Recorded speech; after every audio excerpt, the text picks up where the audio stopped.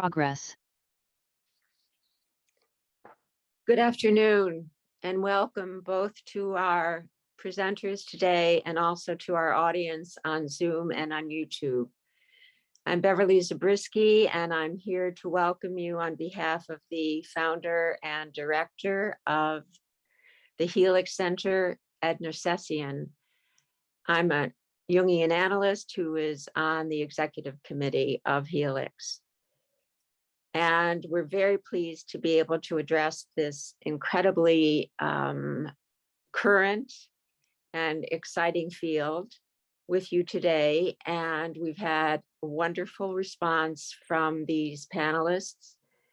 And I'm going to tell you just a bit about each of them. And then I'm going to ask them to describe their research rather than my reading to you about their research. So the program will be this description, this presentation of the panelists, and then their discussion, and then a Q&A at the end. And please submit your questions to the panelists via either YouTube or Zoom. So to move forthwith here. Patricia Daly is an associate professor of English and comparative literature at Columbia University. She's co-chair of the Affect Studies University Seminar, Gender and Sexuality Studies Council, and the Colloquium for Early Medieval Studies. Her book, Promised Bodies, looks at the way women's mystical texts of the Middle Ages offer us an embodied sense of living the way one reads. Her current research focuses on the experience of poetics and the ubiquitous of what we think of as the literary in early medieval England. She's translated many works, and her teaching and research involves contemporary philosophy and critical theory, including what these fields might teach us about the nature of psychedelic experience and its relation to memory, trauma studies, and ecstatic experience. Elias Dacquar, MD, is an associate professor at Columbia University College of Physicians and Surgeons, an addiction and general psychiatrist. He's been researching novel treatments for addictions for over a decade. A special focus of his research has been evaluating sub-anesthetic ketamine infusions for cocaine use disorders, as well as investigating ketamine infusions as an adjunct to mindfulness-based treatment, mind-body practices, motivational interviewing. He has a more general interest in the impact of contemplative and non-ordinary experience and of the interventions that might occasion them. Nesse Devino is a postdoctoral associate at the Institute for Research in Scenting at the University of Cincinnati. And he's an affiliate scholar at the Center for Psychedelic Drug Research and Education at Ohio State University, and the Medicine Society and Cultural Research Fellow with Pomposia. It's a wonderful word, Pomposia. She previously completed a postdoctoral fellowship in the Department of Bioethics at Case Western Reserve University School of Medicine. Her research focuses on the function of metaphor and other literary devices and narrative accounts of psychedelic experiences, in addition to studying bioethical approaches to psychedelic medicine. Her group has been awarded the Best Humanities Publication in Psychedelic Cities from the Breaking Convention in 2016.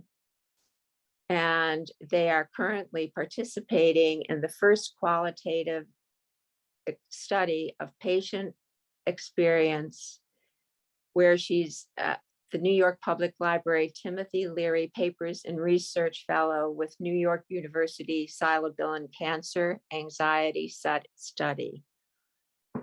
Alex Kwan is a neuroscientist whose work is focused on the neurobiology of antidepressants. He's known for using sophisticated optical imaging methods to study how drugs, such as ketamine and psilocybin, modify the structure and function of brain circuitry. His research has been published in top peer-reviewed journals. He has a PhD in applied physics from Cornell and is currently an associate professor in the Department of Psychiatry at Yale University. You can follow him on Twitter and he'll tell you how else to follow his research. Stephen Ross has been a pioneer and leader in the study of alternative medications. He's a research associate professor of psychiatry and child adolescent psychiatry at the NYU Grossman School of Medicine. He's a founding member of the NYU Psychedelic Research Group and is currently associate director of the NYU Langone Center for Psychedelic Medicine.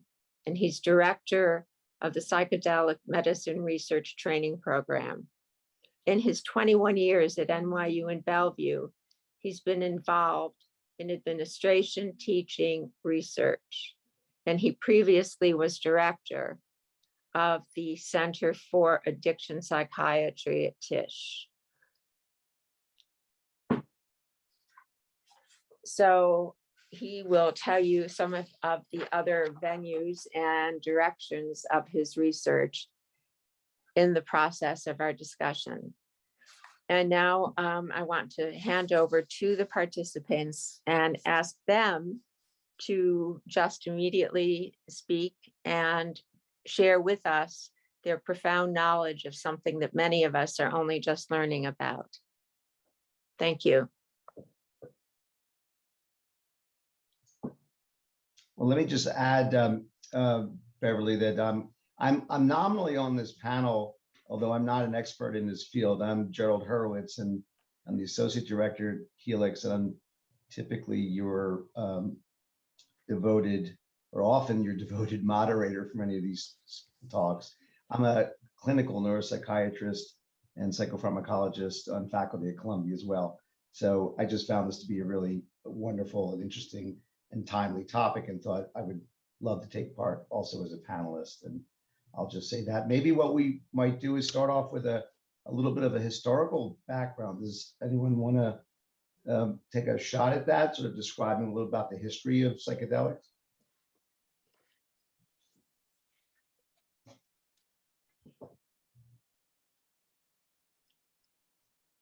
Well, Thank you, Jerry. Sure. I could talk a little bit about the history of psychedelics and psychiatry. The first wave of psychedelics started in 1943 when Albert Hofmann accidentally discovered LSD. And over the next 25 years or so, there was a really large amount of research that took place, mostly with LSD. It ended up being close to 40,000 participants that were studied. And the most promising clinical indications was the use of LSD-assisted psychotherapy to treat alcoholism at the time. There were thousands of people that underwent that treatment model. There were several randomized controlled trials.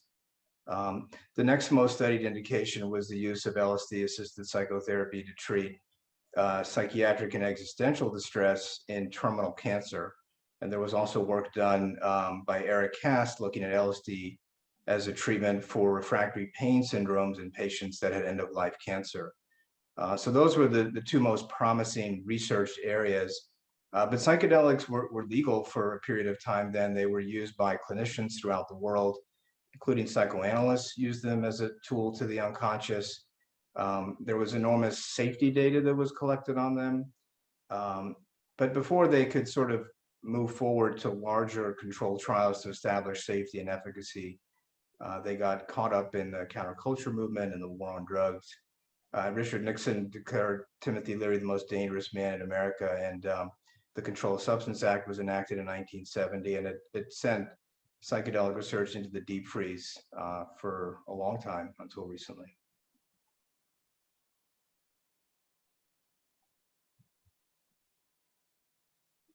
And just a quick note that before Western psychiatry discovered psychedelics, there's been centuries and even more use of various kinds of psychedelics, predominantly across the global South by indigenous groups. And A lot of the indigenous groups that were using various psychedelic substances were really tamped out with colonization when, especially in South and Central America. And I would really recommend Meg Jay's book on Mescaline, A Global History of the First Psychedelic, which really traces a lot of that kind of the pre-medical history of psychedelics, and a lot of the medical research and psychological research owes a lot to the work that was done before by indigenous communities. So I just wanted to acknowledge that as well.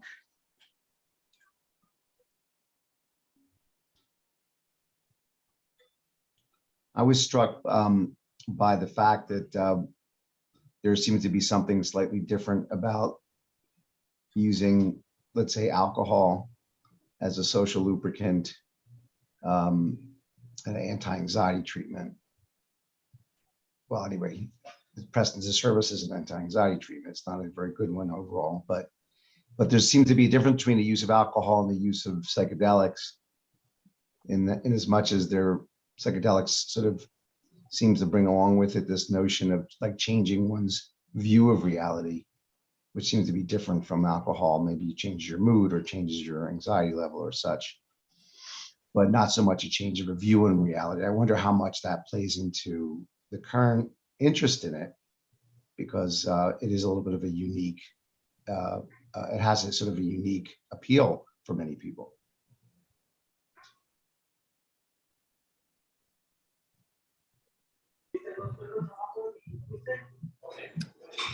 Hi, it's a pleasure to be here with you all.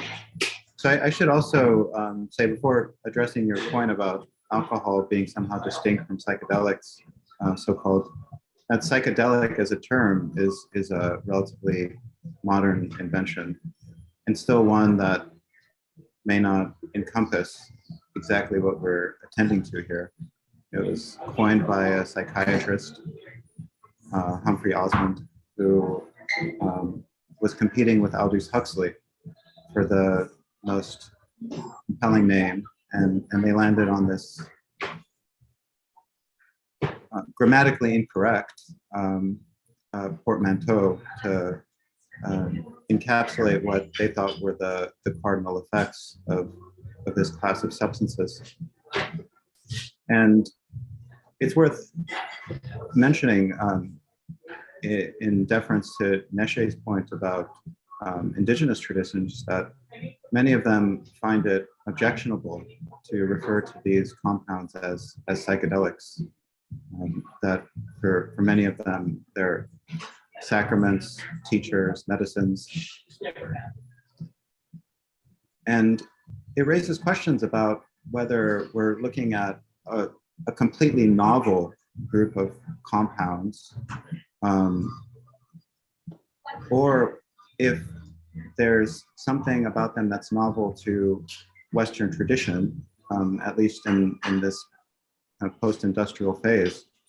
Alcohol as well, as many of you know, may have so-called psychedelic effects if approached in the right spirit. The Dionysian rites of ancient Greece involved ecstatic immersion in the mysteries and communion with Godhead, with nothing more than Cabernet.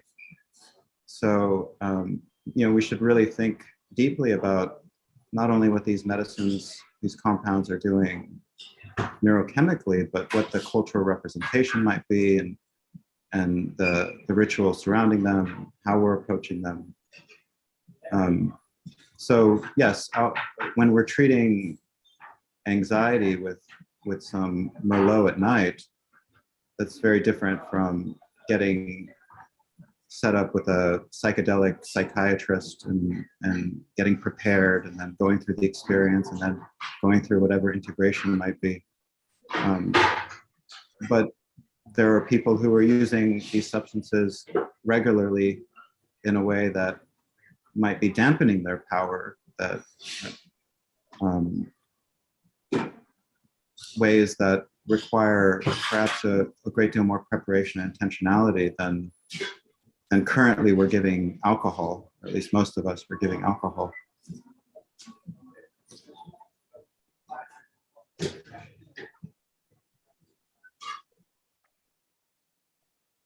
There's some background noise. I'd like to ask all of the panelists to be sure that they're on mute when they are not speaking.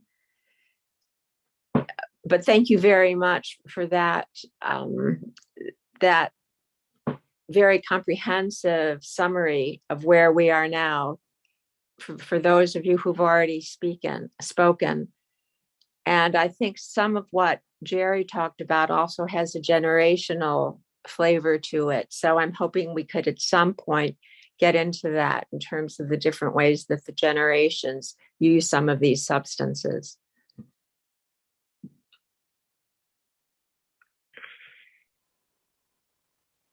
I could add one thing. I find it very interesting that at a moment where you could say our culture has very much valued autonomy and individualism, you find in so many contexts that a need for connection is arising despite all of this. And whether one call it part of a greater context of ritual and community, or whether that connection is now being sought in these therapeutic sessions to recover a sense of connection and community, and to alleviate suffering, to be able to enable connection or greater connection with other human beings. I think it's also part of a cultural moment where there's been a greater acceptance of certain forms of uses of drugs on a larger scale, when we're seeing the legalization of a variety of other substances across the United States. So I think this is also playing into the importance of the moment as well.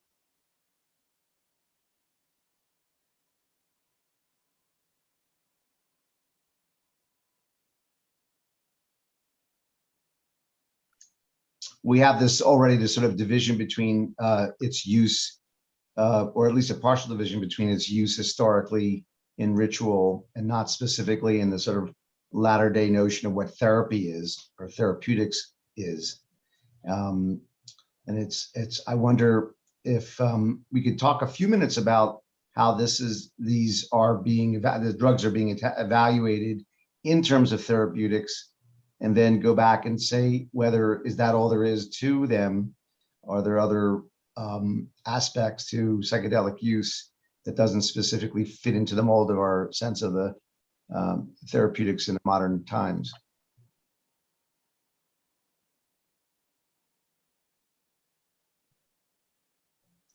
Alex, maybe you'll say something about your research on depression. I can definitely, I think, speak somewhat to that. Although I would say, I mean, we have a clinician here as well who can answer that question quite well. But I would say that, yeah, the current resurgence in the research to psychedelics, I would say, is in large part due to the therapeutic potential. The fact that there has been some pilot, smaller scale clinical trial that I would say restarted coming out of the more strict scheduling in the last 15 years or so, where it's shown some pretty strong efficacy in certain types of disorders like depression, as well as substance use disorder. I think it's interesting to think how it may be, and we can talk about this, how it may be a departure from some of the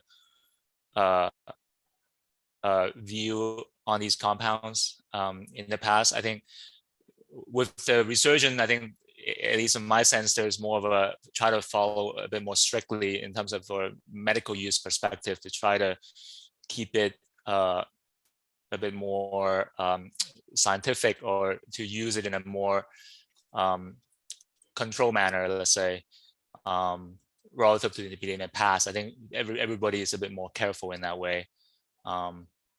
So yeah, I think that's a good topic to discuss in terms of how it's currently being studied and being used, as opposed to some of the past history, and also some of these very intriguing effects of these compounds.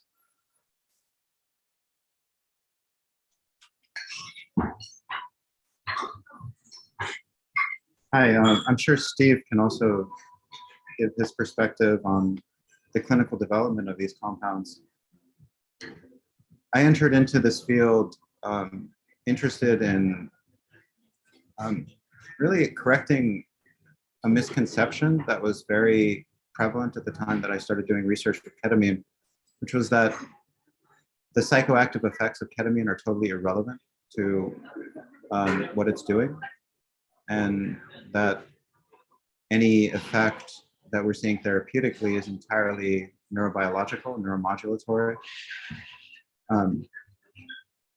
It's fairly evident from anyone who knows the history that ketamine has been looked at as a so-called psychedelic, insofar as its psychoactive effects were thought to be crucial for its efficacy. But 15 years ago, that would have been really problematic to emphasize.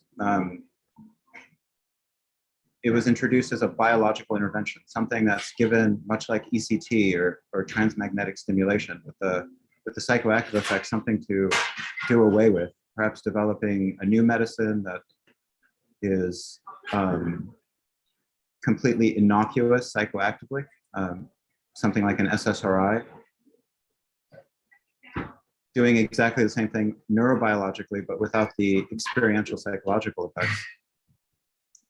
But the research that I've done has looked at how we might integrate ketamine at a psychoactive dose with various types of psychotherapy, and mobilizing some of the experiential effects that occur to initiate change, particularly with addiction. And that's, I think, where things are shifting in the medical domain.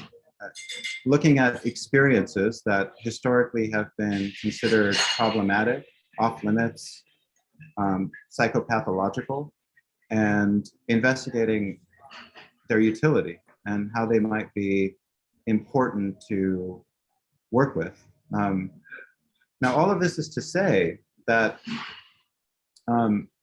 there's been a counter current at the same time of kind of persisting in regarding these compounds as entirely biological, and investigating whether there are compounds we can develop that do away with psychoactive effects or that simulate what's happening neurobiologically. And I think we have to really consider what might be lost in doing so. We stand to remain firmly ensconced in a paradigm that may not be doing us well, first of all. And second, we may be losing sight of how we might expand what human experience is, or expand our understanding of what human experience is, so that we could work more fully with even its more perilous edges. Thank you for that. It's a little difficult to hear part of you. There's a great deal of background noise. Is it possible to mute that background noise so we can really hear what you're saying, which is quite compelling? Yeah, I should apologize. I'm upstate currently and in what's called a bomb cyclone. And so I had to run to another town that had Wi-Fi, and I'm at a friend's restaurant currently. All right. So I apologize for the background noise, but Well, what you're saying is so compelling. We just want to hear it. Thank you. Yeah, I'll finish here with the other thing to keep in mind is that this is all happening within a very concerted kind of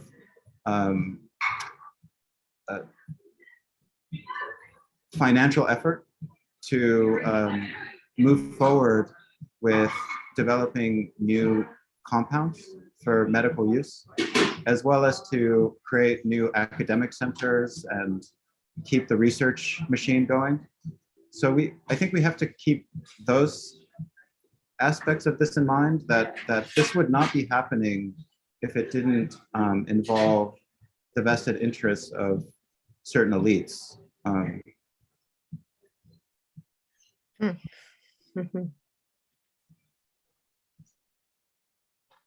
just want to clarify one thing. I think I'd like to make clear what I think you were getting at, Elias, because some people in our audience may be confused by this. I think you meant that you were making distinction between the quote unquote biological effects and it's this sort of, I guess what people would loosely refer to as the psychedelic effects or the trippy effects of these drugs. Because of course, all the known antidepressants have psychoactive effects. And the question is whether these agents can provide positive therapeutic effects, those psychoactive effects, without the ones where there's an experiential change, right?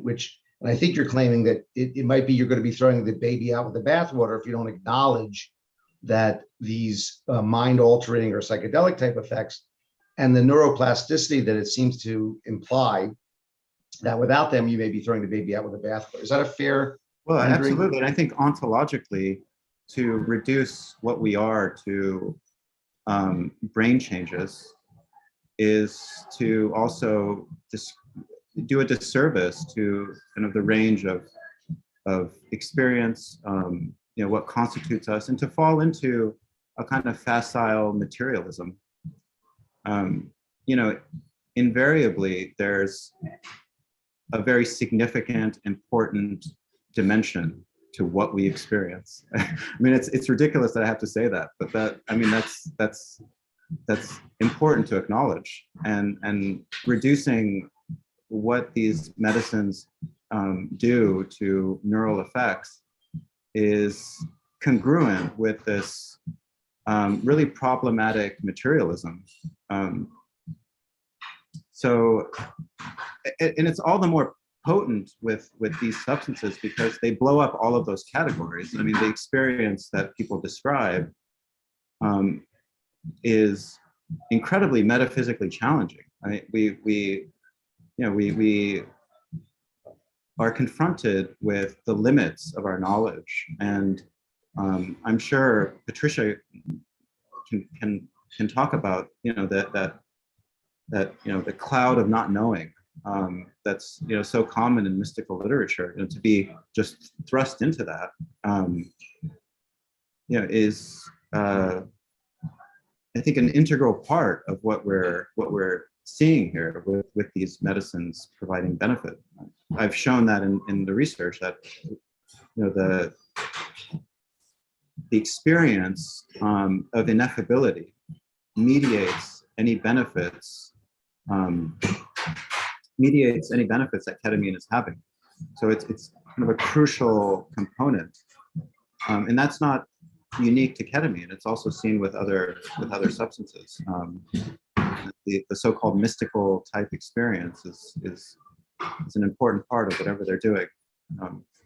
So yeah, I think that's a particularly potent issue because we're seeing here a kind of explosion of traditional, conventional ontology and metaphysics accounting for the benefits that these substances are providing, and then doing this post hoc shoehorning of these substances into really tired, obsolete metaphysical systems. I mean, it seems to me really losing sight of the shift, the great shift in paradigm and ways of thinking and ways of being that these substances could occasion, not only individually, but collectively.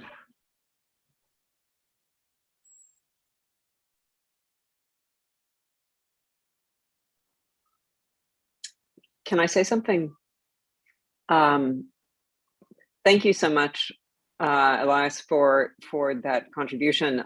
One of the things that struck me so much in all the material that I've been reading is the necessity, like you said, of a sense of the ineffable, or restoring a sense of enigma to the world, or, for example, allowing for the sense of potential and possibility to re-inhabit or be reinscribed in experience. And I find that the language of science is often describing that at the neurological level, but it's not producing that experience. That has to be affective, emotive, part of a belief structure and experiential at its core. So I'm really interested in this tension between the experiential and its limits too, and how this therapy allows for something quite radical to happen in that register.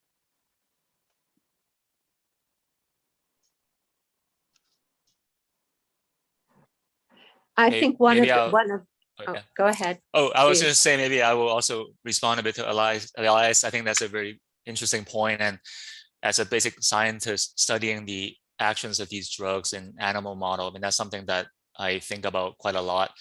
There's definitely a limit in terms of what we can study neurobiologically, what these drugs would do. We study it at the level of receptors, at the level of cells, at the levels of neurons.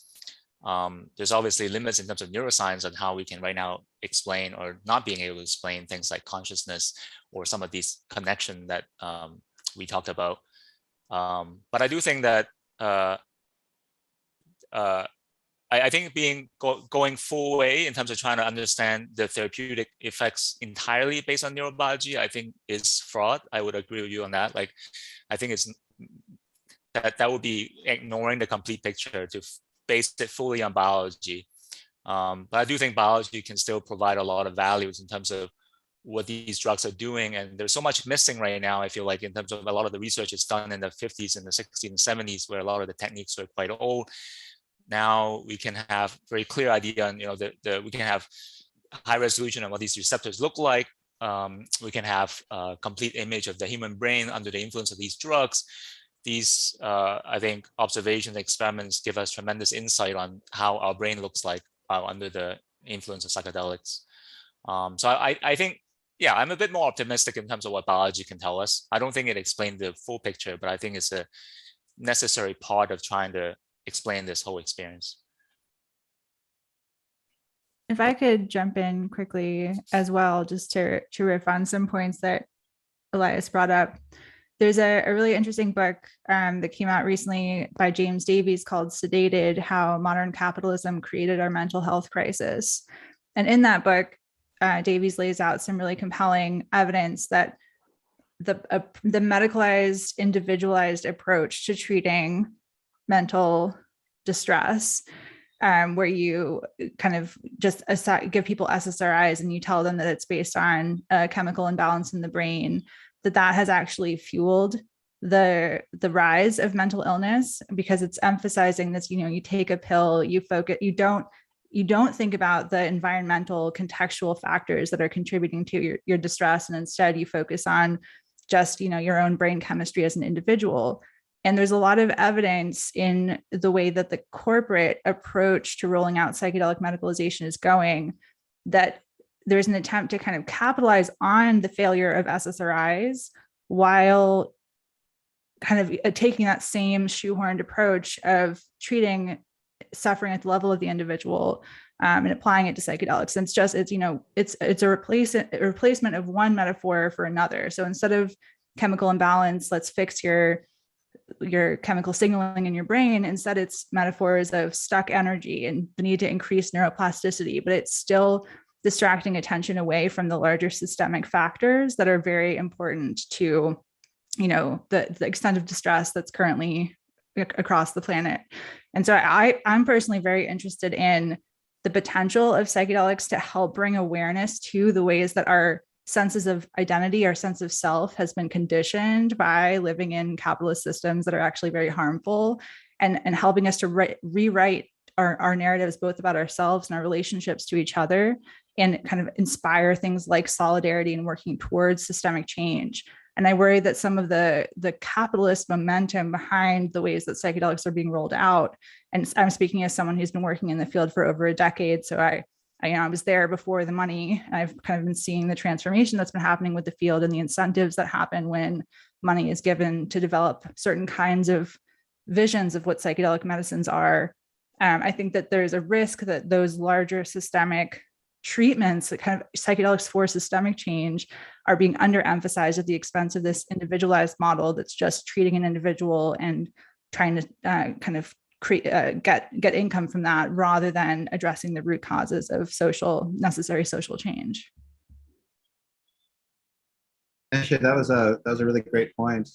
I'm reminded of a conversation I had recently with someone who is very entranced by the psychedelic zeitgeist and was speculating about how much good might come from opening up ketamine clinics to the homeless and providing support to the homeless by, giving access to ketamine infusions, completely eliding and glancing over the sorts of issues that Neshe is bringing up about the systemic problems of lack of a place to live, lack of healthcare, lack of food. I mean, if we really want to help the homeless, we're not going to stuff them with ketamine. We're going to give them a place that keeps them warm and that takes care of them and give them opportunity. And there is this kind of hype machine that's going on right now. I think in tandem with the rapid corporatized rollout, or at least the fantasy of a rollout of these compounds, to kind of proclaim benefits that far exceed what is really possible here. We're not going to solve our world's problems by giving everyone an experience of interconnectedness, or communion with the cosmos. There, real work needs to be done. So yeah, I share Neshe's concern about the challenges here with remaining caught up in a system that is more about selling products to people who can buy them rather than helping the world, serving others. I may, I'd like to push back a little bit on this discourse and Neshe's point about the chemical imbalance theory of antidepressant treatment. I know there are instances where physicians or nurse practitioners or whomever it may be who are prescribing these medicines may treat the person like in a little black box and give them medicines and just say it's a chemical imbalance. I'd say it's really a terrible caricature of what real clinicians do in real time, that's all they do with their patients. They're not concerned with the patient's experience. I think it's actually reckless to suggest that, because it's just not true typically. There are plenty of instances of that. I'm not saying it doesn't happen. I'm just saying it's wrong to render the typical treatment between a doctor or mental health clinician and the medicines they're using to prescribe, that they're just treating them as a bag of chemicals. I don't think that's true. Also, Elias brings up an important point here, and it also picks up on something you said, Neshe, which I do agree with. But then I think, well, we're talking about psychedelics as a group of, psychedelics and psychedelic experience. But if we're going to talk about them as potential treatments, we have to talk about them as treatments and what do they do? And you're right, Elias, to say, well, that doesn't solve the world's problems to give one medication to one individual person. I think the humanities is a great place for us to enlighten people with or without the use of psychedelics. So the job isn't only on the pharmaceutical companies to solve all these problems, but it's what they do. And again, last point, and I'll shut up. No, of course, there are some terrible incentives in place for pharma to develop drugs in ways that are not in everyone's best interest. That I agree with also as well. But in general, we are talking about a class of medicines and what it can do. So just if I could really quickly respond to a part of that. So part of my issue with the way that many of the big, kind of millionaire, billionaire funded psychedelic corporations are rolling out is that they're using aspects of the experience, like you feel more connected to nature, you feel empathy for people who are different from you, as a justification for rapid scaling and monopolization of access to psychedelics. And what's happening there is you're kind of dangling this, partial truth about what can happen under psychedelics, but using it to justify promoting a system where wealth is funneled to the top. There's, gross inequality in society. And it's actually that kind of phenomenon that the literature suggests is actually fueling things like the climate change issues and political polarization. So you're saying one thing, and kind of using the phenomenology of psychedelic experience, but you're systemically, in these cases of these corporations, contributing to the underlying systemic issues that are actually fueling those issues. So it's, to me, that's part of the issue. And just regarding the SSRIs, there was a recent study kind of comparing, led by Rosalind Watts and Robin Hart Harris, comparing SSRIs, escitalopram, to psilocybin. And they came out, both people in the psilocybin group and the escitalopram group came out feeling it kind of comparably, roughly improved. And Rosalind Watts, in reflecting on that, was suggesting that it speaks to the quality of the care that was being provided. So while, a lot of, especially in the UK, where James Davies is writing about, where the National Health Service, it's cheaper to give people a pill than it is to give meaningful, sustained psychotherapy and talk therapy. And so you run into that problem where it's like the cheaper option is rolled out when really people need relationship. They need kind of interpersonal care. And that tends to be underemphasized when the biomechanistic approach to treating mental illness is overemphasized.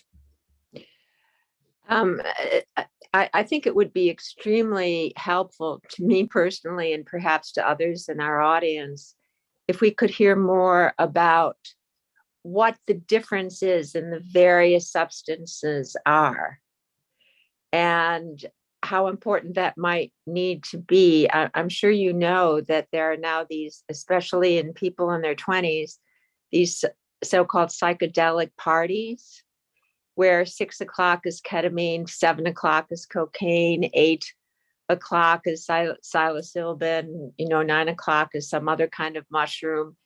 And we don't know what is being sought in that kind of going into altered states. And I think it would be enormously helpful to have more understanding about what the effect of each of the drugs is. Beverly, can I ask one thing though? One of the Sure. things that seems to be so important in relation to the actual therapeutic effect is language. As Nisha was kind of describing, that the communicative therapeutic process has to be also integrated into language, that the experience as entertainment is, I think, from my understanding, is a completely different thing. And that this is distinct from the entertainment value of that experience, in that it is so essentially dependent upon the language, the integrative communicative aspect of it, and the ways in which it becomes part of a larger therapeutic context. So I wonder if I could ask the people here who are more experienced, obviously, in that, and talk a little bit about the role of language. This is also where the humanities comes into play as well, in terms of the role of narrative, the way we narrate our experiences, and the way in which that kind of narrative potential becomes altered, and what narrative has to do with experience in general. Yes, and I think that's connected to the whole motif of whether or not one can say, and some of you have addressed this, that an altered brain state is the same thing as a spiritual experience. And I wonder if Dr. Ross could enter in here and tell us, sort of from the background of all of his research, how we can place between the spiritual, the biological, the altered state. Where do psychedelics fit in, and which fit in where? Is there any distinction that we need to know about?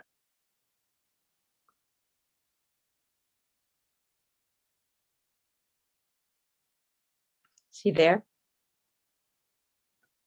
Elias, do you have thoughts about that, or Alex? Yeah, I'll let Steve answer the question after that. So the question was about first of all, parsing between the different substances, and then also parsing between the different effects that they might occasion, biological to not just effects, but like the metaphysic domain that we're talking about.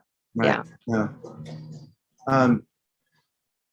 Well, I think as was said earlier, language is important, And it's first of all important to emphasize that psychedelic as a category subsumes a variety of different agents acting in diverse neurobiological ways, encompassing agents that work on the serotonin system, the 5-HT2A agonists, so-called, the classical psychedelics. There are also serotonin releasers, like MDMA. Cannabis is historically considered a psychedelic. Iboga, the active metabolite of which is ibogaine, is a very mysterious psychedelic. It's still not clear what it does. So there's a variety of different immediate neurobiological effects of these substances. The shared final common pathway neurobiologically appears to be a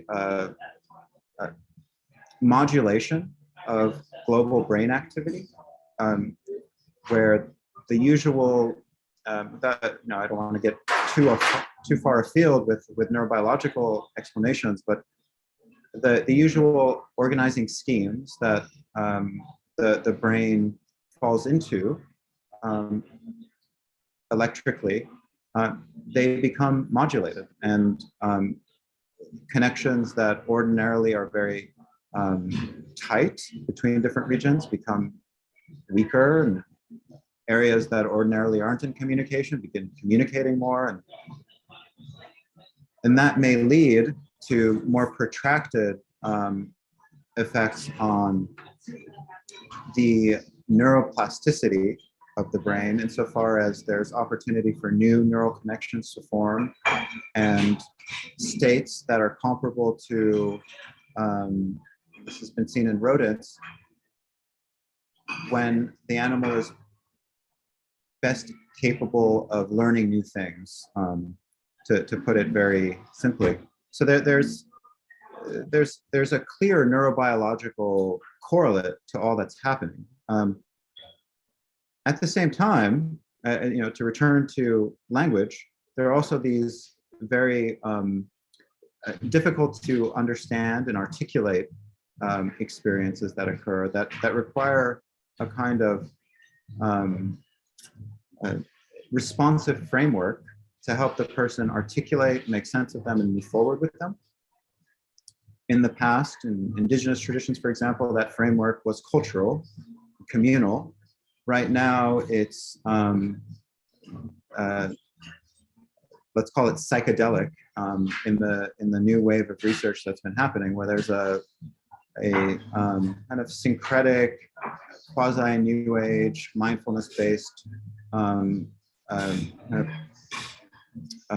recognition of a certain mystery that these experiences occasion, and providing various opportunities for the person to mobilize those experiences in a manner that might have therapeutic impact. And that process begins from the very beginning, and how the process is talked about, how the person is prepared for the experience. There's a certain style of providing the medicine or the compound to allow for the experience to unfold in a relatively benign way. Again, I'm sorry about the background noise. And then afterwards, there's again this integration process, as it's called, to help the person move forward with whatever new insights, perspectives might have been gained. That is a very different process than the parties that you mentioned, which I don't think are recent. I imagine they've been going on since at least the 1920s. But so that this recreational use doesn't involve the same intentions, motivations, the same, of course, context in a clinic, as in the case of recent research. And that leads to a very different engagement with whatever is produced. It's less about insight or it may be about insight, but it's less about therapy and more about a kind of personal engagement, whatever that might look like, recreational, sexual, psychosexual, magical. So I think context is important, and I don't need to bring out the set and setting thing. I'm sure everyone's heard it 1,000 times, but it's an important aspect of work with not only these medicines, but any kind of, surgery, for example, isn't something we do in a kitchen on Saturday night. It requires a great deal of preparation, context, guidance. So I hope that answers your question. I didn't get to the whole, what's the connection between the mind and the brain, because I don't think we can answer that over the course of this hour.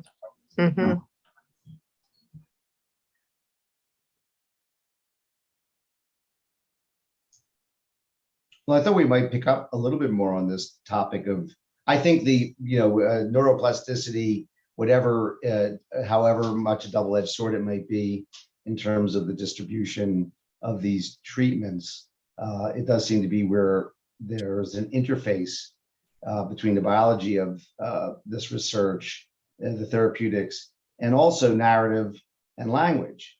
It is felt by those who endorse this sort of treatment that we are at least taking some sort of shortcut towards neuroplasticity and opening of the brain up when it may otherwise be in sort of a stuck position in one way or another, and for whatever reason, and there are multiple those reasons. There is some indication that we are opening up these pathways in the brain.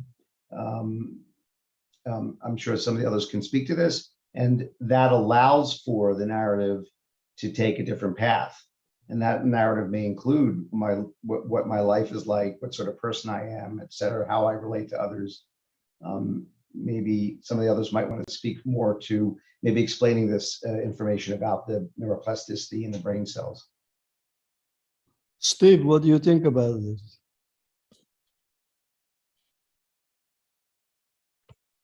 I think Alex is the best person here to explain neuroplasticity. But about the other question that Beverly asked in terms of clinical issues. Which part of the question? Beverly, you want to repeat your question to Steve?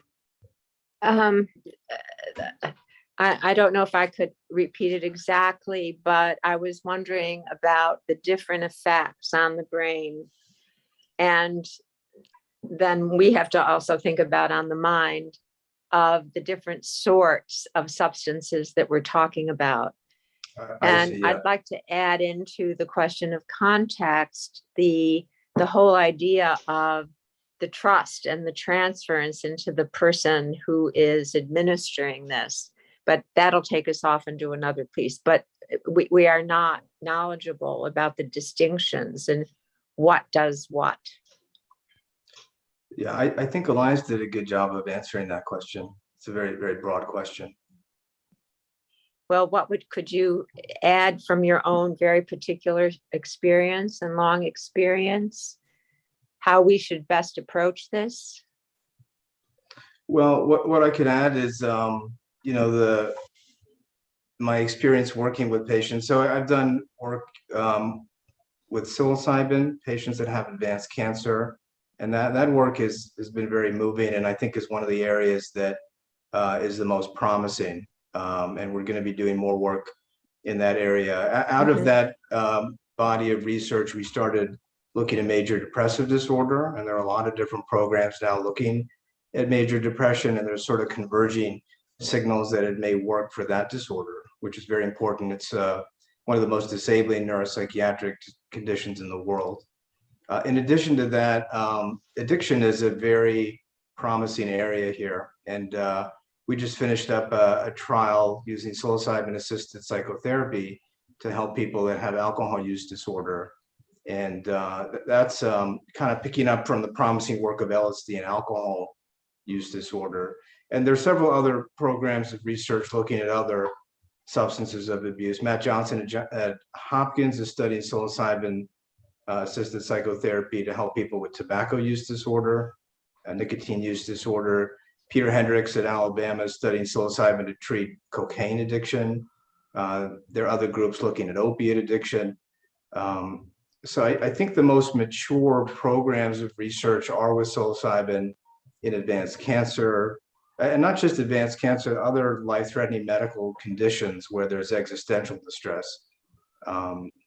We were one of the groups, along with Johns Hopkins, to find that psilocybin reduced demoralization in advanced cancer. And that's the area that I've become probably the most interested at this point. And we have a group of new studies looking at psilocybin and LSD in patients that have advanced or terminal cancer, and also looking to do work in early stage cancer like breast cancer, that the rates of distress can be as high in early stage cancer than it can be in end of life, and important to intervene early.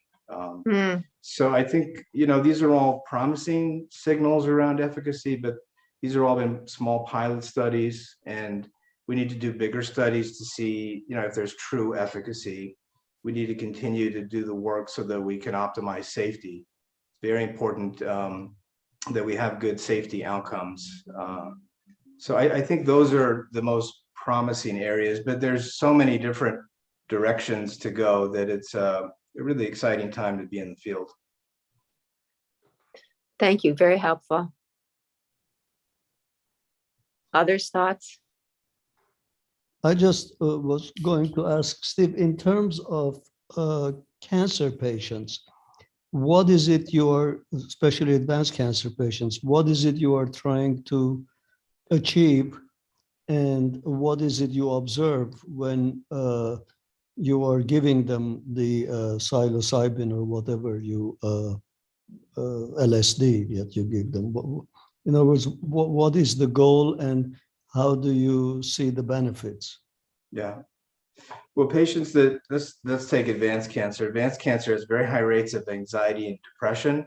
About a third of people will have some form of anxiety or depressive spectrum disorder. And then if you look at existential distress like death anxiety, demoralization syndrome, upwards of 50% with end-of-life cancer and other medical illnesses will have that distress. And having anxiety, depression, and existential distress in cancer is associated with both poor medical outcomes like decreased survival and poor psychiatric outcomes like increased suicidality. And what we found in a pilot study that we published in 2016, that single dose psilocybin in conjunction with a manualized psychotherapy that was existentially oriented produced rapid reductions in anxiety and depression that we found lasted many months. We even did a long-term follow-up, suggest the effects may have gone out as long as 4.5 years.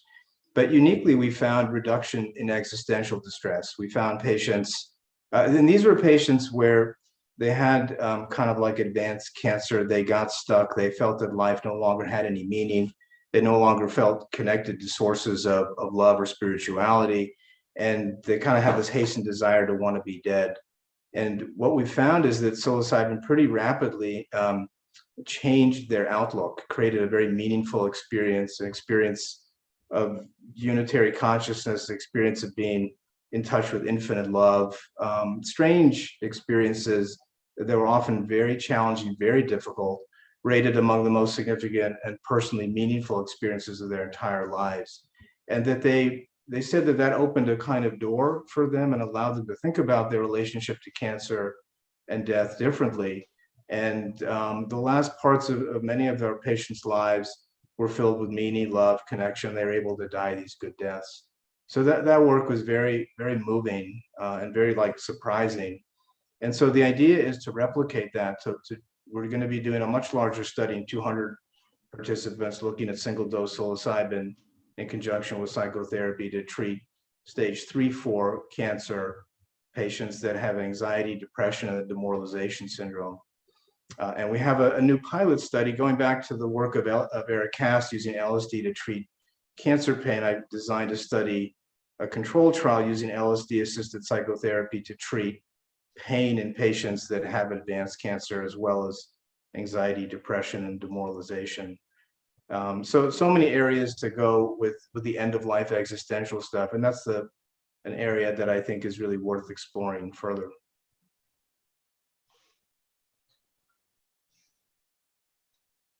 I find it really interesting that many of these conditions, well, end of life is really seems to be, well, no, let me correct that. I'll get my point out. I going back to this notion of neuroplasticity and narratives being stuck. I said in the most general way, a lot of these conditions that we're seeking to help and overcome suffering involve some sort of stuck state. Some people who are interested in network theory talk about attractor states, addiction, where someone returns over and over again to a drug, even when oftentimes it causes discomfort or pain at the advanced stages of the addiction. People with OCD who keep repeating certain things. And of course, the death, when you're facing death, this is why I corrected my first opening comment. It's difficult not to be stuck in a particular groove, because each of us approaches death with a set of fantasies and ideas of what it might entail. And I dare say many of us would start to pretty quickly converge just towards something that may not be wonderful for us to experience or easy for us to experience.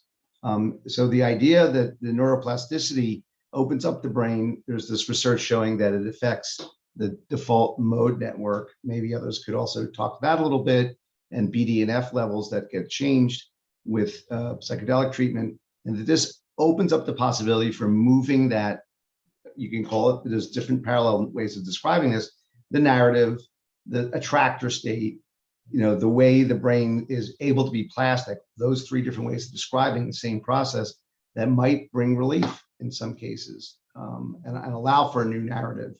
I wonder, Alex, does that make sense to you from where you sit? Yeah, so my lab, has done some research on how some of these drugs or psychedelics could influence neuroplasticity. So we studied this in the animals, and I think Steve was referring to one of our recent study where we can track the different neuronal connections within the animal's brain. And what was striking about psychedelic, and particularly we studied psilocybin, was that when you give one dose of this compound to the mouse, we do see a growth of some new neural connection within the brain that appear really fast within a day. And then quite different from other drugs that we've observed, it lasts for also a long time.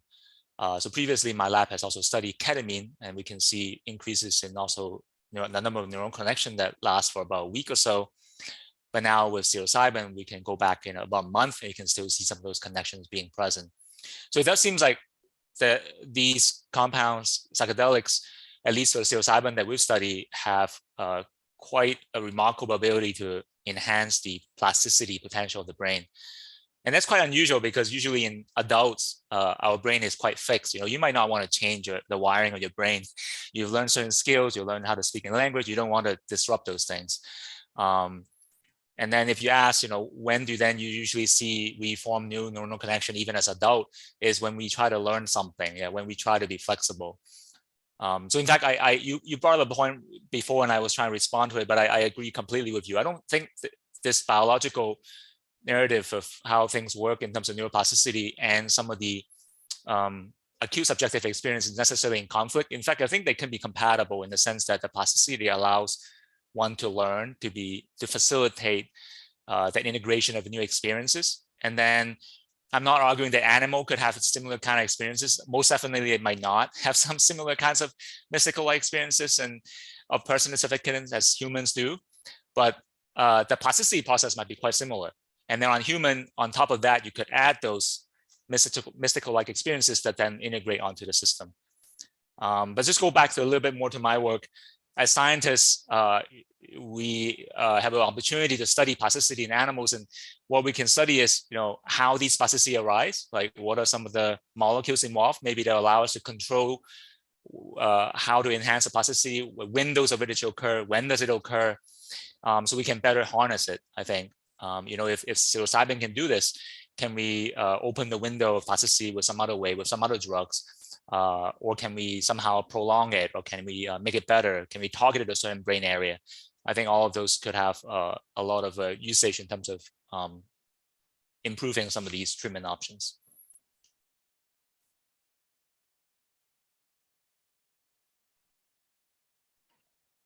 Are there any studies of the background personality or existential experience of those who are able to make meaning and those who are not in this process? Or is that outside the realm of the research? What the person brings to it in the first place? People are starting to kind of wonder about that. We don't yet have the data to see what sort of predisposing personality factors might predict response. But very interestingly, research has been done showing that single or 2 doses of psilocybin and LSD can lead to enduring changes in trait openness when you give the NEO personality scale. And so being more open to new ideas and experiences is, one of the core things we try to do in psychotherapy and change in general. So it's, we think of personality as pretty fixed by our early 20s, but this research that first started at Johns Hopkins kind of implied that you could get, even from, few doses, long-term personality changes, which is very interesting to consider how that may be leveraged therapeutically or in general. And that's more pertains to the psilocybin itself versus, let's say, ketamine. It was found with psilocybin and LSD. I'm not aware, Elias, is there any data on ketamine and personality changes? There isn't, no. Are those personality changes always positive? That's a very interesting point. Yeah, very interesting point. I just to follow up on what Steve said, unfortunately, that finding has not been replicated yet. A recent study failed to find enduring openness after psilocybin. So, I mean, this is an example, I think, of one finding kind of fitting into the zeitgeist of what these medicines are thought to do, and then people running with it. And again, the neuroplasticity openness thing that we're hearing is also part of that. Though it is a very compelling story, and Ger Dolan, Johns Hopkins, has shown that the so-called critical period after these substances can vary in length, which correlates pretty well with what we're finding in humans as far as the endurance of benefits, with ketamine having a fairly short critical period after single dose to rats, followed by MDMA, by psilocybin, and by ibogaine, which had a very long critical period. So, the neurobiology of these compounds can definitely shed some light on what's happening. But I think we return again to that question of, okay, then what? So yeah, like what do we do with that? And might we be kind of disproportionately focusing on things that are interesting but not quite relevant to how to really engage with these compounds in clinical and communal ways. I wanted to make a point that in response actually Beverly's question, because I think many people who may be listening in the audience may get the false notion. I know this does happen among patients that I see, that the research is much more wide-ranging and extensive than it really is. I mean, one of the reasons I think those were excellent questions you asked, Beverly, but one of the problems is there aren't yet enough studies to be able to tease out all of these things.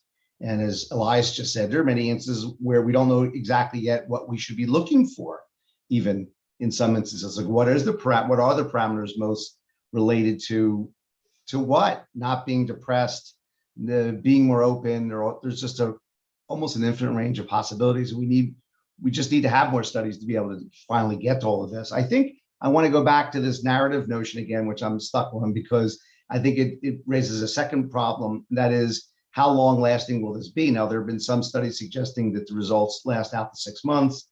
This is something I've run into with patients I have with ketamine, namely, what do you do exactly if it doesn't last? Like, what's the next step and what's the protocol to follow? As a comparison to ECT, it took decades with ECT, not only to refine the treatment so it wasn't so terrible to go through. It's still not a picnic, but it's gotten improved. But it's taken a long time to be able to establish, well, what sort of protocol might one follow in cases of relapse or recurrence, et cetera, et cetera. That's taken decades to work that out. We're at the very beginning of it, where there aren't even hardly any patients who've taken this in a therapeutic setting so far. So we have that issue. What, as a practicing psychiatrist, what I worry about in patients who just, let's say, approach me with a problem of depression, is that I might get them feeling better between talking to them, which I always do, and giving them a medicine. I might get them to be better in the near term. But I think a lot of practicing psychiatrists feel that the patient's, I'll call it their narrative, has a kind of inertia to it. And some of those people move back into trouble because of that inertia. Now, the question is that based on their personality traits? Because that's one certain parameter. Is it the social setting they're living in? Are social determinants playing a role in this? And if we go back to what Neshe and Patricia were saying earlier, in many instances, you have to go back and look at the systemic, the level of the system. If that's not corrected, for certain people, how would you expect them to have long-lasting benefits, no matter what we've done with their neuroplasticity?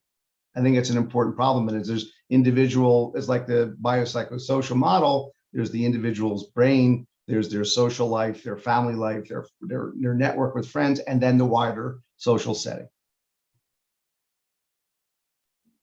Gerald, that's a really good question. I have to say, I flinch a little bit whenever I hear about people changing their stories. It's another like psychedelic platitude that's kind of emerging. And while it's true, that stories can become fossilized, this notion that suddenly we're, going through an experience and we have an opportunity to live in a new story. I think like a lot of the missteps of this so-called psychedelic renaissance, Michael Pollan gave a lot of voice to these things. I think that's the first time I saw in kind of a mainstream way this notion that our stories are being rewritten by these substances. But as anyone who's a practicing therapist knows, that idea of a story is a metaphor, a kind of useful metaphor. But our patients aren't like living in their stories. That's one way of. Well, I wanted to interface with the term narrative, which I do subscribe. I get what you're saying is exactly right. That and certainly any simplistic notion, I'm going to give you a new story. Listen, I'll tell you what your story should be. That's ridiculous, and it's probably harmful even, right? But I'm saying, let's think about it in a broader sense of narrative, not so much what a person tells themselves as a story, how they fit into their lives. Well, I'm thinking, else. I say all of this because it can inform the clinical engagement we have with our patients. If our mindset is, we're helping them move towards a certain story, right? Even as we may have a very expansive notion of what that means, there are certain metaphysical commitments that come with that, and also commitments that may not recognize the real gist of what's happening. And I brought up ineffability earlier, right? The approach that I've taken in the research I've done with ketamine is not the traditionally psychedelic one. So the psychedelic heuristic is there's an experience, we prepare for it. The experience is kind of a very powerful moment that can then lead to change, and that's a very compelling story. But another way of approaching it is to see that moment as like any other, and to not perhaps invest it with the kind of weight, the psychedelic weight that the psychedelic framework does, and instead to allow it a kind of catalytic force whereby a certain momentum that is being generated within the therapy can then continue accelerating through that experience.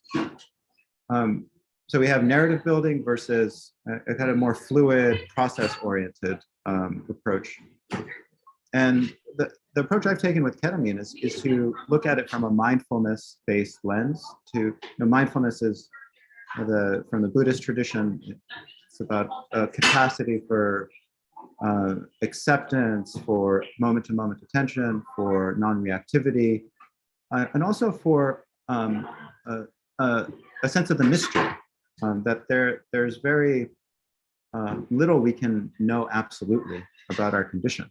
There's a certain suspension of the kinds of stories, let's say, that can organize our experience. And approaching the experience where the medicine is administered through that framework can help deepen this capacity, so that it's not so much about a certain perspective that is then attained as it is about a process that can be very enduring, being cultivated and then practiced and then reinstantiated through engagement with the therapist. So more of a practice-oriented, mindfulness-based approach. So that's yet another way to do it. I'm not saying that any has validity over the others, but if we're thinking about a certain fossilized perspective on things accounting for so much of our suffering, perhaps what we need aren't new perspectives, but a vantage point beyond perspective altogether, right? Where you can kind of be more fluid and practice that capacity.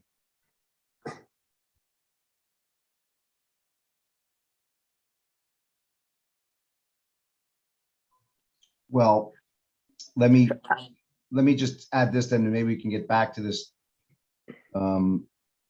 idea about, let me try to redefine what I meant by narrative again, because I think it totally corresponds with what you just said, Elias, which is not narrative as text, as let's say Derrida might cite text as sort of a living thing, and it's growing, and it's sort of something that isn't fixed, and that's open to the sorts of changes I think you just described. That's how I intended the word. So I think we're in agreement there. Just words, right? Yeah, no, well, but they can be important. But I think that's how I meant it. Because I think from a practical point of view, for me again, I find that, well, whatever it is, that thing, and I'm happy to call it a mystery. Whatever it is that causes some folks to sort of drift back into a state of woe or anxiety, I want to help them not do that, right? So what is it? And the medicines only go so far in some instances, in many instances, unfortunately, right? We know that.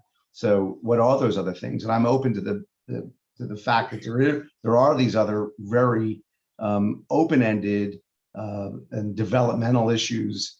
I mean, even developmental as an adult, that need to be addressed for people to feel better in a lasting way or fulfilled in a lasting way. And that's why I think also the whole notion that there may be social determinants and other things that play a really important role in sustaining someone's sense of well-being. I think one often sees that the narrative changes when in fact the person's narrative has been more what they've been told by family, by society, who they are and what they are. And perhaps some of the experience they have in going, even if it's only into their bodies through these different uses, therapy or the work that you are all doing, is because there's something that happens where they get more into themselves and then their own story begins to come out. And I'd be interested to hear what Patricia and Nashe have to say about that with their different forms of research, which also bring in imagination, which is so crucial to the idea of change. Maybe it's access to imagination that happens. So Patricia or Nashe?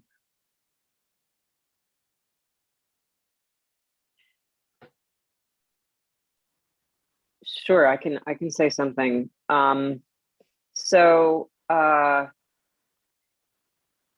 Two things about the question or the word narrative. I was intrigued in my readings about treatment and the role of narrative, especially in relation to people with PTSD, and the ways in which the inability or the effect of trauma that encapsulated narrative in a certain way, or gave it a certain kind of cathexis and avoidance, or whatever certain relation to language, that somehow the experiences allowed for a distance, an ability to read oneself that enabled narrative there where it had not been, so that narrative wasn't necessarily a fixed trajectory or a story or a telos, but rather was able to create a new experience. And this is where, for me, I find the comparison with some of these therapeutics to be really interesting with, for example, poetry, and the ways in which, for example, you can think of literature as providing experience that you don't have and enabling a kind of experience of the impossible. And so I think that, for example, poetry also allows for certain kinds of simultaneous registers of meaning, and that opens up a kind of otherwise determined field and lets it play, so to speak. So I found that important. And with regard to the question of imagination, it was interesting. I was reading Francois Rouston's book on what is hypnosis, which I find parallels some of the discussions about psychedelic therapy. And he wrote that on the relation of imagination to transformation, for him, and I think this speaks to psychedelic therapy, he said, it wasn't simply an indulgence in imaginative play, i.e. the status of the hypnotic state. It wasn't an acceleration of the imagination that engendered hypnosis. And I think he talks about it in terms of a paradoxical wakefulness that allows the imagination to unfurl and transform our relations with beings and with things. So the imagination stands in as an innate power to give order to the world, or to give a different kind of sense of interaction with it. So I found that idea of this paradoxical wakefulness was really an interesting one to think about in relation to the use of psychedelics. And I would just appreciate thinking kind of in my own future research about the kinds of interconnectedness between different kinds of forms of practice, aesthetic experience, for example, and ways in which that might also parallel enabling other forms of generative meaning, put it that way.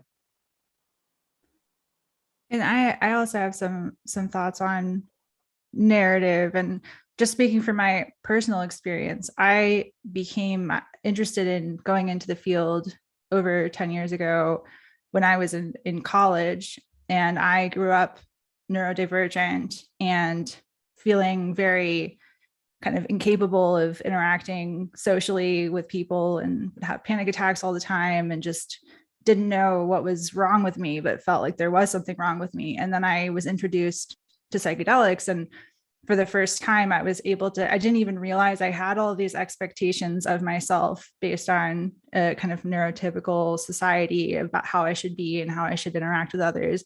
But it was this liberation from these expectations and impositions is how I experienced it. And so I went from, having panic attacks, not being able to speak to, people very easily, to then when I went on to work in the field, giving lectures in front of hundreds of people, which speaks to sort of how profound the effect had been in my case. So in that case, it was these kind of unconscious stories that I was holding on to based on what I was exposed to that I was able to let go of, and then feel my way into my own kind of form of being and let go of the anxiety. The other point I wanted to mention was I've been working on qualitative. So in addition to my literature work, which is my PhD is in literature, I've been working on some qualitative studies with psychedelics. The first one was with Dr. Ross's the NYU study with cancer anxiety with psilocybin. And then more recently, I'm currently wrapping up a qualitative study looking at smoking cessation with psilocybin at Johns Hopkins University. And what's really interesting with smoking cessation is that the literature, they've found it's very hard to prevent people from relapsing And one of the only things that has kind of consistently shown promise in protecting against relapse is for people who don't identify as a smoker. That there's something about the identification with smoking that is linked to returning to those habits. And so part of the smoking cessation literature generally, and the psychedelic assisted smoking cessation studies, is kind of working to see if it can shift people away from identifying with the smoker in order to affect long-term behavior.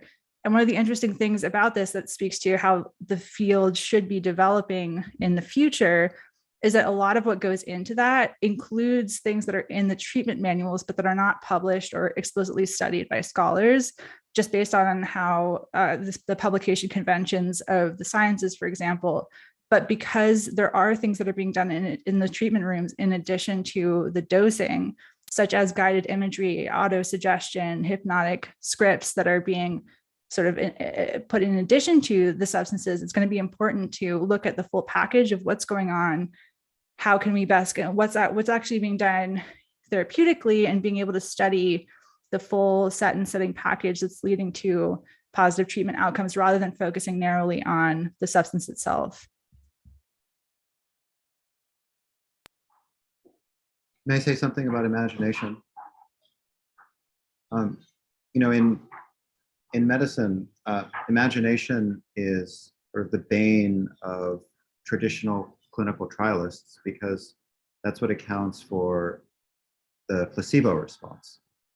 And we want to figure out ways to investigate the really important mechanisms of a compound, the biological mechanisms, while doing away with any of the other factors that play into imagination: suggestion, expectancy, anticipation, the narrative that's constructed around the experience. I'm coming to get this medicine and it's changing my brain chemistry and therefore I'll get better.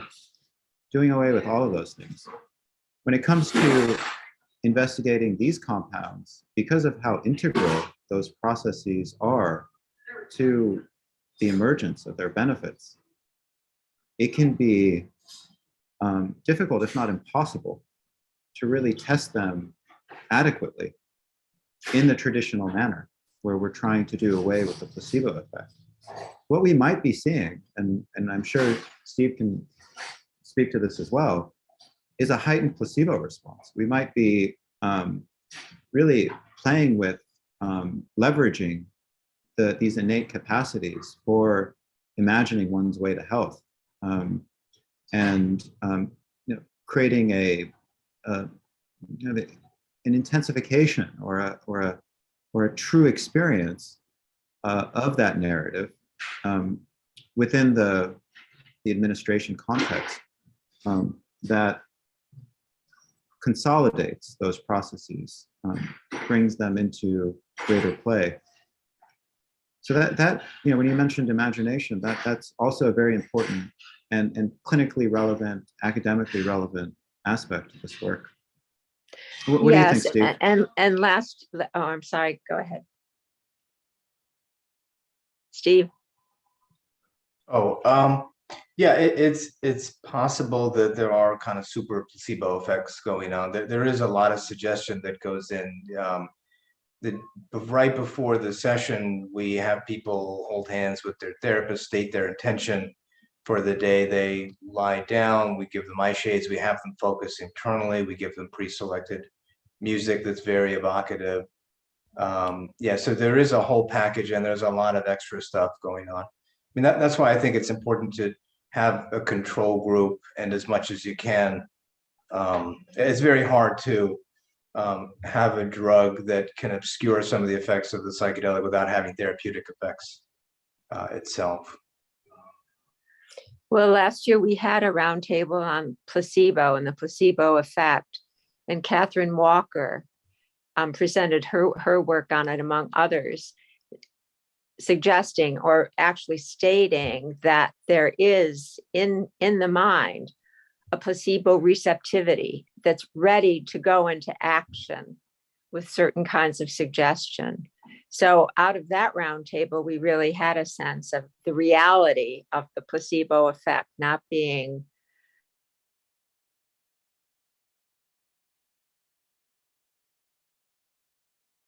me if this is really a stupid question, but I'm thinking about Ian McGilchrist's book, The Master and the Emissary and His Emissary, where he talks about left brain process and right brain process. Do you find that in any way, could you suggest, if you think of those as relevant categories, that these psychedelic experiences activate more right brain, or is that irrelevant?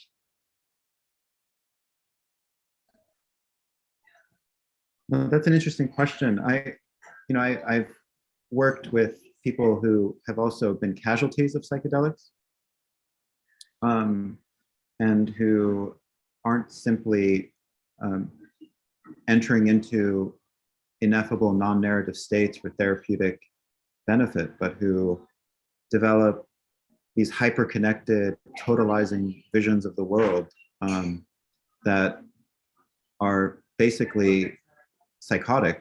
And the direction that they take the brain, again, if we're going to be using that kind of neural vocabulary, is variable. And so I think we have to be very careful about falling prey to mythology about what these substances are doing, and mythology about what the brain is. I mean, I think the right-left hemispheric thing is also something to be careful about. Yeah. I think the most compelling neural story I've heard is the this predictive coding story, where the brain is constantly generating a map, a paradigm by which to understand, interpret what's going on, and it's intended to help predict. So these hypotheses are thrown out constantly to hone in on what meets experience in the most fruitful predictive way. And sometimes that map can become very fossilized and constraining, and so the things that should be interpreted with more nuance are interpreted in very rigid ways. A lot of psychiatric disorders can be understood as disorders of predictive coding, where a very fossilized story comes to capture the flow of experience. And what these substances have been shown to do is to increase the entropy, so that usual constraining process that orders experience is loosened a bit, and that can lead to opportunities for refreshing our narratives, to use that phrase, or to open up to experience more fully. But it can also lead to such a torrent of experience that the person drowns, and kind of is seeing a cat as his grandmother, and hearing on the television that he needs to go and brush his teeth right away or he's going to catch cancer. The usual things that ambiguity can create if it's too entropic. So yeah, it can go in so many directions, totalizing visions that are paranoid and hyper-connected, or an ocean of experience that one drowns in. Thank you. Thank you. Elias, we can reference Carl Friston with some of the thoughts you just expressed. Yeah, exactly. Yeah. Great. The free energy theory. Yeah. I think Beverly, it's time for questions. Yes, and before we do go into that, I would just like to say that our next roundtable will be on April 30th. And you'll see what the segue here, which will be on what is the current understanding of metaphysics. So we're moving right along in terms of these spectrums. But we'd like to open up to questions either that you have already put up or that you now would like to put up. So Alex, will you read the questions that have already come in? Yeah, also, I just want to address some comments. So I just want to thank everyone who commented. For Billy, I hope we address neuroplasticity to your liking. To Joseph and Darren, appreciate your funny commentary on smoking toad venom. Darren, I hope your friend's okay after smoking the toad's parotid gland, or the secretions at least. That's entertaining. And lastly, to Lawrence's comments on, I guess, the woke politics. I guess I would just say to politely push back that given how messy psychedelics are, to expect a straight-laced conversation of psychedelics, I think is a bit wanting, especially also if you consider the history of it. If a sociological, I guess, critique comes about that one may not agree with, I mean, I think comes with the territory with regards to talking about psychedelics. All right, so with that, I think sorry, let me rephrase that. So one commenter early on, Johannes Oweke, I hope I pronounced that correctly. They asked a few questions, but I think one that I think sort of is a good addendum to something Elias was talking about with regards to people who are sort of suffering from psychedelics potentially, or showing the negative effects of it. They're talking about, are there potential downsides to psychedelics? Or in particular, they questioned about overdosing. So anything you want to add to that?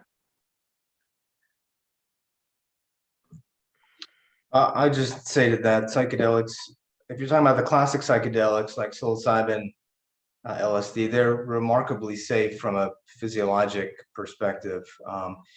There are some psychedelics that are associated with death. Ibogaine is one of them that causes potential arrhythmia. And bromo dragonfly, there's some very potent 2A agonists that have been associated with death. But in general, the main harm with psychedelics is in the adverse psychological realm, that they can produce acute psychotic-like states. They are really problematic for people that have underlying psychotic illness like schizophrenia or severe bipolar 1 disorder with psychotic features. So we pretty strenuously rule out or screen out anybody that has psychosis. And in uncontrolled settings, psychedelics have been associated with all kinds of bad outcomes, ranging from panic attacks to people engaging in dangerous behavior. It's not atypical that, this happens every couple of years. An NYU undergraduate takes too many mushrooms and becomes psychotic and jumps off a building. That was one of the reasons why psychedelics were shut down in the 60s, is you can have really bad outcomes in people who are unprepared and their psychedelics are administered in an environment that's not safe. So you would think that what's going on now, we're kind of, in the first wave of psychedelic research, there was this moment in psychiatry, they were touted as wonder drugs and then soon became demonic drugs. And I fear now we're kind of in this irrational exuberance phase that psychedelics are going to cure everything. Nothing can go wrong. And I think we have to really pay attention to history so that does not repeat itself.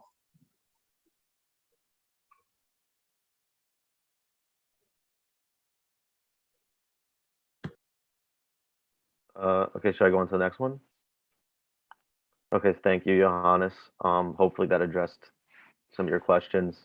I would recommend, for the purposes of also looking beyond simply the therapeutic research and the risks that come from recreational use, to look at some of the experiments that occurred surreptitiously in the 50s. There's a great book, Poisoner in Chief, that investigates MK Ultra and the pretty nefarious uses that the American government had kind of dreamt up for how these compounds might be helpful militarily, it's a pretty horrendous read. Poisoner in Chief. I recommend it.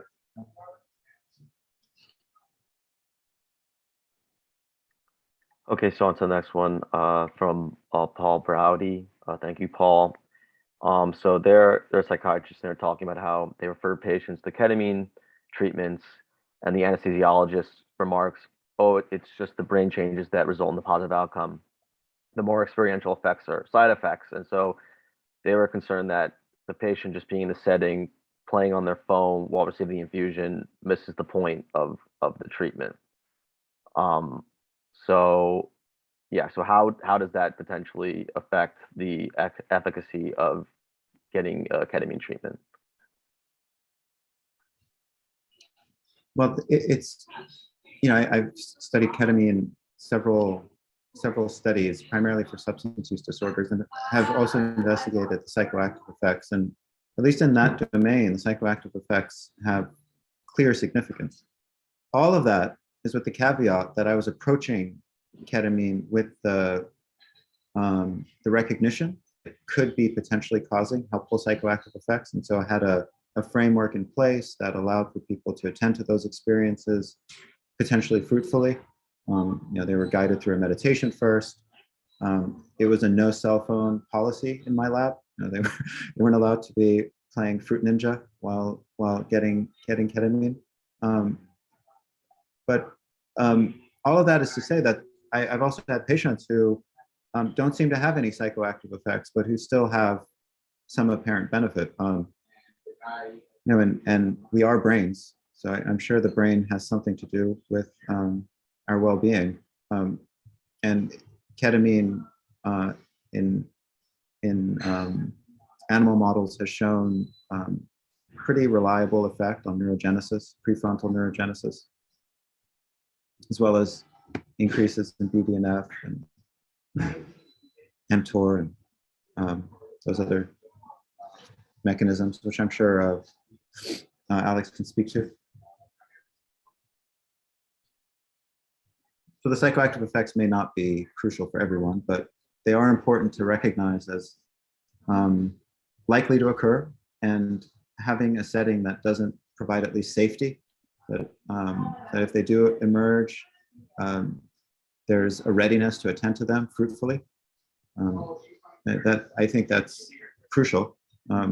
So calling them side effects seems to me, not only dismissing their potentially therapeutic value, but also losing sight of their inevitability in most cases. For if I may add, I think for ketamine, I would say that maybe the jury is still out, right? I think there are some historical differences with ketamine, right? At the time when it started, I think the world, or at least the clinical world, maybe, or also the basic science world, is maybe not as ready for a paradigm that does involve kind of a certain setting or assisted therapy, or to leverage that psychoactive effect. It was still pretty much a world of pharmaceuticals. So it was treated that way in both the basic science study as well as the clinical trial is also run that way. So I think the evidence is thin. I don't think many people have tested whether some of that setting effect is important or not. So I think it's good to try to see if that's true or not. I should also say, when I first started doing research with ketamine, to echo Alex's point, I was given a lot of pushback because I was approaching it with some eye to how the psychoactive effects might be helpful. And even hypothesizing, and this was 12 years ago, 13 years ago, even hypothesizing that there may be a psychoactive relevance was anathema to the institution at the time. And things have shifted, and now NIH is open to funding this kind of research. But yeah, ketamine emerged very much with this biological apparatus in place of this will work primarily as a neuromodulator, as a neurogenesis promoter, and anything that it does apart from that is epiphenomenal and needs to be potentially taken out of the equation moving forward. There's one other aspect to this issue that hasn't been raised. I'd like to touch on it briefly, and that is, for some patients, the notion that they need to have that a psychoactive effect, it's a disincentive to do it. They're frightened of it. So that's interesting. That's an interesting dilemma. That doesn't mean what if in the end it looks like that is crucial to its efficacy, then so be it. And just like with some other treatments people are frightened of, like surgery on their gallbladder, you might say, well, if you're suffering enough, you might want to overlook this. It'll be good for you in the long term, and let's see how far we can get with it. But it is right now something that puts off a lot of people from that kind of treatment. I'm also aware that in the actual practice, and I think you'll agree this is true, Elias, some of the, when the patients start to have sort of a more trippy experience, the treatment tends to be dosed down a little bit to sort of keep them on the verge of that, let's say, not fully in that sort of trippy head state. And I wonder whether that's counter to its potential therapeutic benefit. I think that varies. As you know, there are a lot of so-called psychedelic ketamine clinics, right, emerging and seizing on the great public interest in people accessing these treatments. And they've turned into cash cows, and often will sell you 4 infusions up front before you've had a single one. They're not so concerned about keeping people just before that tipping point. But anesthesiologists tend to, yes, be careful. They may administer ketamine with a benzodiazepine, kind of keep things cool. We didn't even get into, and I don't want to anger anyone who's upset about woke politics. We didn't even get into the issue of how ketamine might provide a precedent for the direction these substances are going if we do roll them out. Like ketamine is the cheapest drug available, really. I mean, it costs a few dollars to administer, but we're having these clinics charging several $100s to primarily affluent white people, and not considering how this medicine, which is generic, might be made more accessible to people of other backgrounds with less means, how we might change the existing healthcare structure so that it might be more available, or other treatments might be more available. There's a concern here that if these medicines follow the track of ketamine, we're not really going to be helping too many people. I don't know how many insurers are going to be funding, compensating a dyad, which is what most research has looked at, having 2 therapists in the room with people, several sessions. I mean, we have enough trouble getting therapy compensated right now as psychiatrists. To presume that insurance companies will just hand it over for a several-hour session with 2 therapists. And is that going to lead to less therapy being provided and potentially having less of the interpersonal engagement that Neshe was talking about earlier? These are really important questions, and this isn't simply woke politics. This is crucial to answer if we're going to be providing support to people in the right way.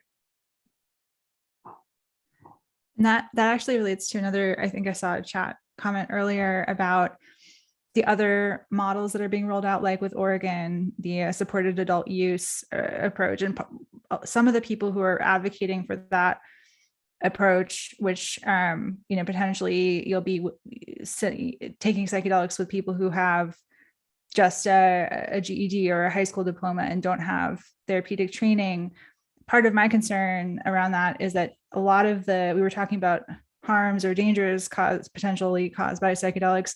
Historically, a lot of the harms, not all, but a good percentage of them relate to, unscrupulous providers, people who are either not trained enough or have some kind of personality disorder themselves, antisocial or abusive personalities that take advantage of people, in some cases under highly suggestible contexts like that. So I think part of my concern of how this is going to be rolled out will be to ensure that people do have, are not in contexts that put them at risk due to the personalities in the room. And I would just point people towards the Power Trip podcast that's currently going out with New York Magazine and Symposia, which is highlighting some of the risks of harm, interpersonal harm from unscrupulous providers.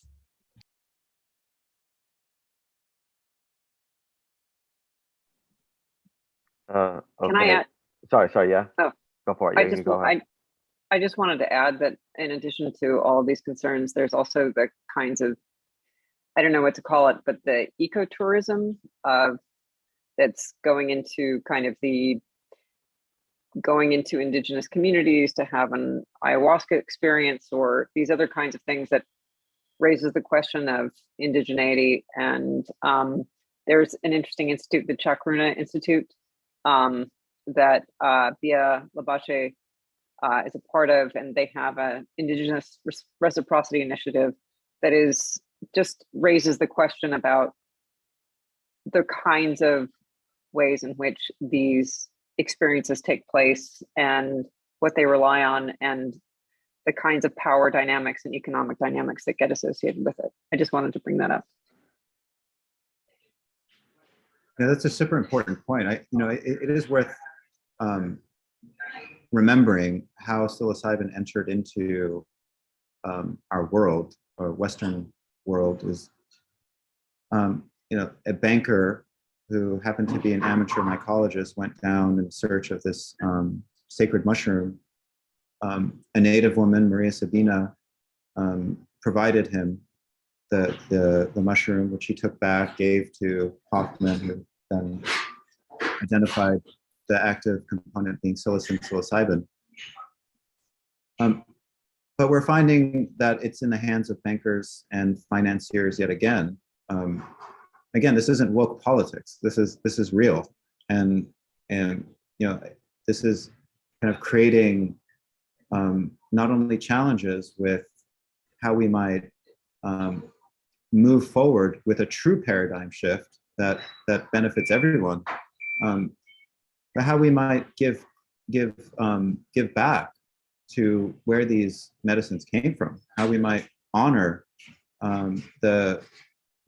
in some cases, millennia of tradition and learning that went on to inform how we engage with these substances currently. It's worth also mentioning that the person who coined the term psychedelic had attended peyote ceremonies in order to better understand what the proper engagement with them might be.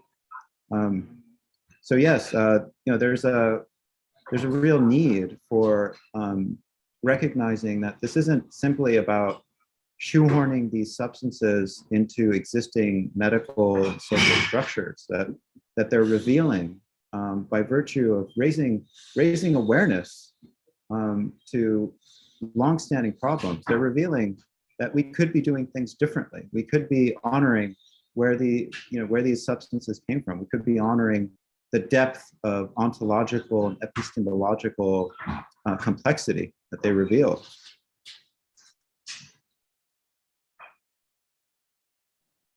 All right, thank you. So there's a bunch of questions, and obviously we're about to push on 2 hours. So are we feeling 2 more questions? So I'll have to probably just select 2 of the group if everyone's okay with that. I think that's right. Okay. So apologies if I don't get to your question, but I think just to find questions that sort of fit what was just said. Let's see, I'm going through them. So Lisa de Beneditis, hopefully I didn't mangle your last name, but Lisa was asking, because I think something touching that Deshay was discussing about the democratization of these therapeutic experiences, given that the lay community is potentially becoming more empowered through either training or grassroots work. And so how do you think it's going to work between should psychedelics mostly stay within the professional medical community, or how do you balance it between keeping it professional and then potentially the skepticism within the medical community that doesn't see it as necessarily medical work and sort of goes more to that like folks medicine that was sort of being touched upon with regards to traditions of natives and such.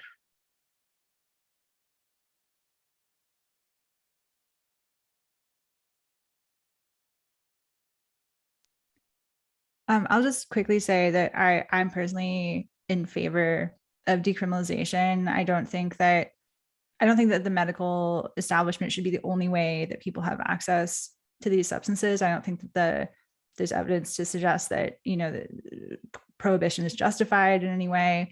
That said, I'm concerned with a lot of like with the issue I mentioned with Oregon, there's a lot of certificate trainings and things popping up that are kind of meeting this need or this desire that people have to be able to engage outside of the medical framework with these substances. And a lot of those certificate programs can cost thousands of dollars, and they're not really based in any evidence or any kind of expertise in many cases. And it's sort of, there's a lot of risk of people just kind of trying to make a buck off of this hype and excitement.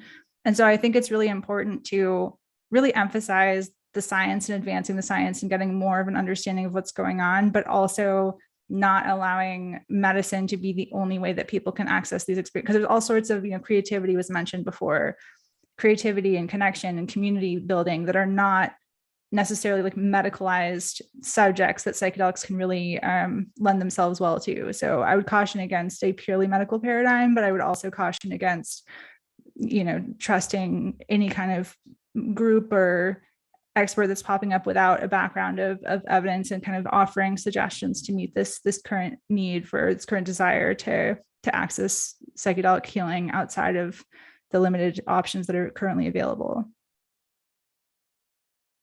Also, we're not really in a position to be making those kinds of demands anyway. Right? People are using these substances. Even if they're medicalized, people are not going to restrict how they're engaging with them to the clinic. Ecotourism, drug tourism was mentioned. There are hundreds of ceremonies happening daily just in the tri-state area. I mean, the underground psychedelic work continues to grow rapidly. So, I think it's foolish to even think that we have any capacity to pronounce on what the right use of these substances is.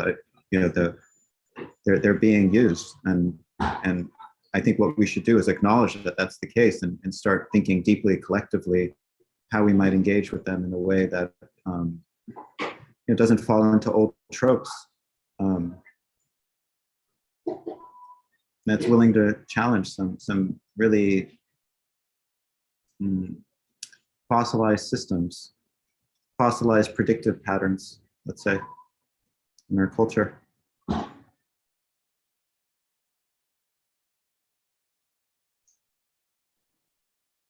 Okay, I think that'll probably be it for questions given the time limit. But I just want to add one comment from my end, because someone did ask about funding, and just for their sake, so they know, something that hasn't been mentioned is that I think research shows that currently for a new drug to come to market, going through all the requirements that the FDA puts forth, it's about $1 billion. And hence, as was said here, a lot of the research into psychedelics comes from the fact that they're already made and the psychopharmacokinetics are already rather well known. So there's less investment needed to sort of breach the market as with a completely new pharmaceutical compared to these drugs. So that was for Smurfy D, just to get that out of the way, and I guess add a little extra context. So that's it from my end. You're on mute, Beverly. Beverly, you're on mute.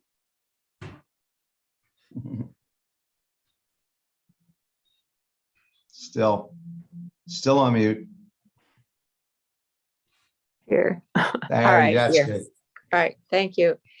I appreciate very much, as I'm sure we all do, your participation today. And what mostly comes forth is we're on a true cusp in terms of the directions and the projections and the possible vectors of what all the incredible work and research you're doing might take us.